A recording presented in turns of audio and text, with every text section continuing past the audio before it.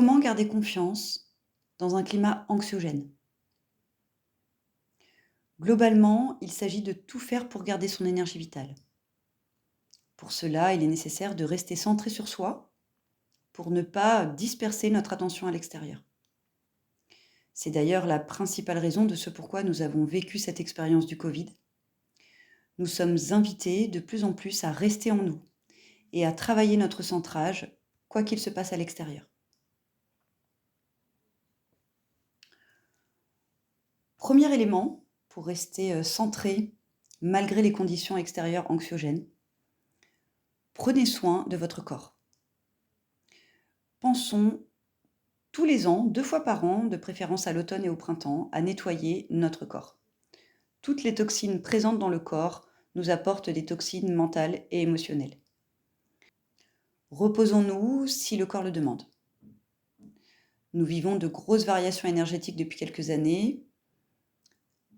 La mise à jour est globale, mondiale, et elle continue bel et bien. Et pour la recevoir pleinement, le corps physique a besoin de repos.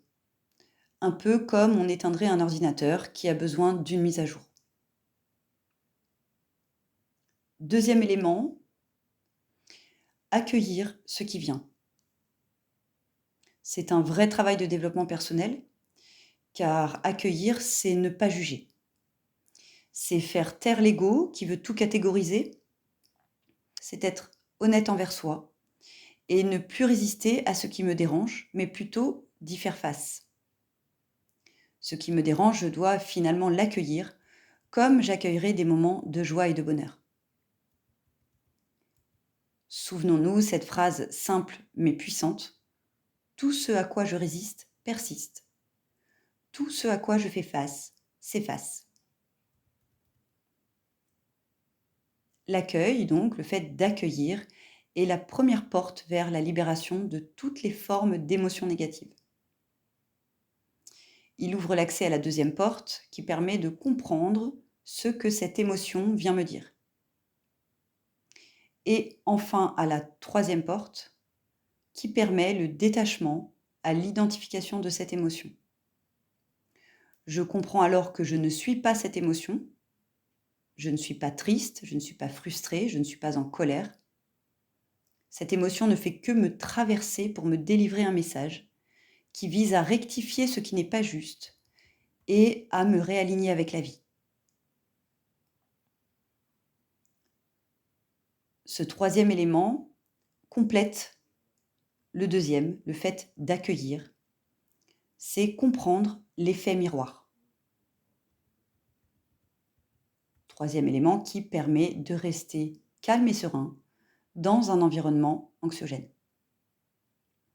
Alors, comprendre l'effet miroir, point numéro 3. En fait, nous vivons dans la maison des miroirs, sur la Terre. Tout ce qui existe à l'extérieur n'est que la projection de ce qui existe à l'intérieur, individuellement et collectivement. Ce que je pense, ressens, dis et fais chaque jour de ma vie crée ma réalité de demain.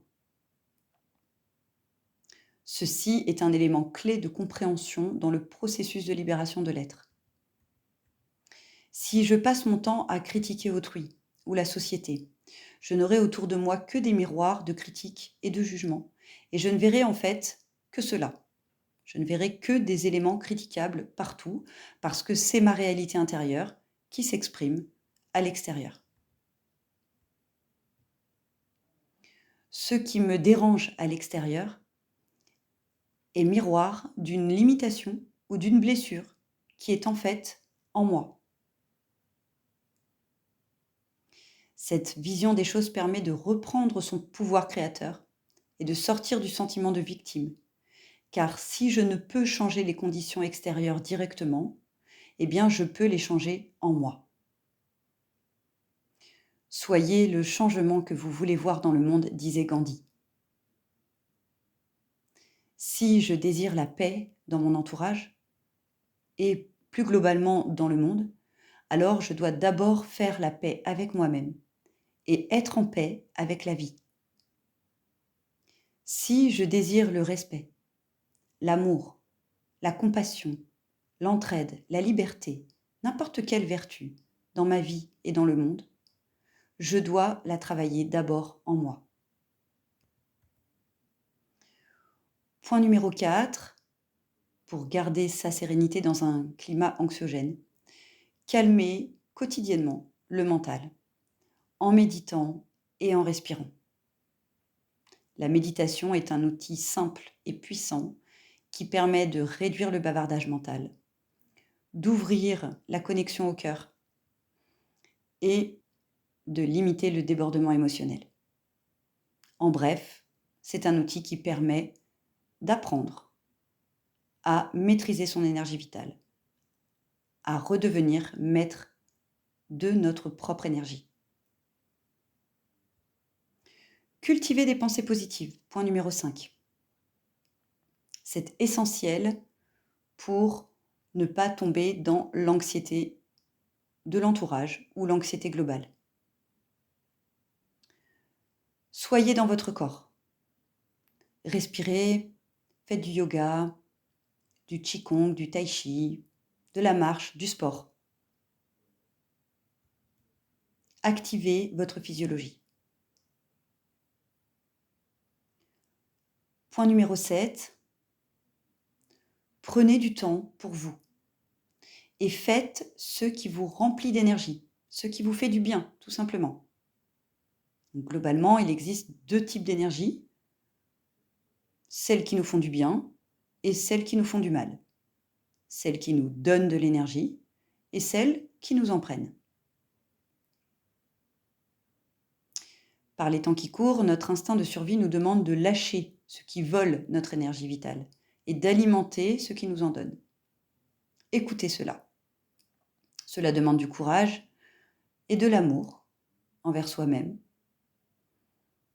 Il faut oser lâcher les idées, les croyances liées au conditionnement de la planète qui nous dictent comment penser, agir, acheter, organiser nos journées. Nous sommes l'architecte de notre vie et il nous est demandé de reprendre nos pleins pouvoirs créateurs. Écoutons notre intuition, notre cœur. Que veut-il nous dire ? C'est lui qu'il faut écouter.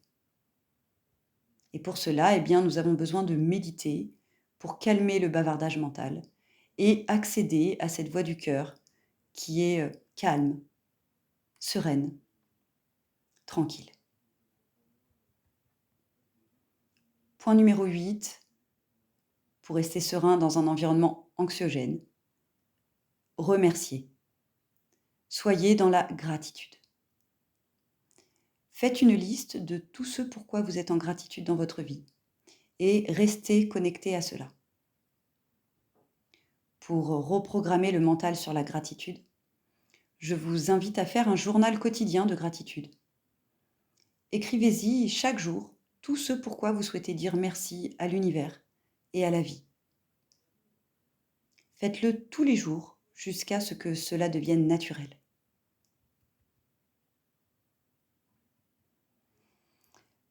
Voilà pour le podcast d'aujourd'hui qui prend fin maintenant. J'espère que vous l'aurez apprécié et que cela vous aura aidé. Je vous souhaite une très belle journée et vous dis à bientôt, chers co-créateurs.